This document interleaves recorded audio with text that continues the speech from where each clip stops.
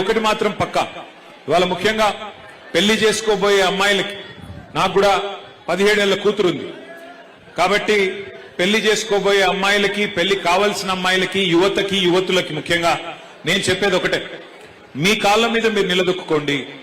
ఆర్థికంగా మీరు ఇండిపెండెంట్ గా ఉంటే, ఫైనాన్షియల్ గా ఇండిపెండెంట్ గా ఉంటే తప్పకుండా సమాజంలో గుర్తింపు, గౌరవం అన్ని కూడా ఆటోమేటిక్ గా వస్తాయి.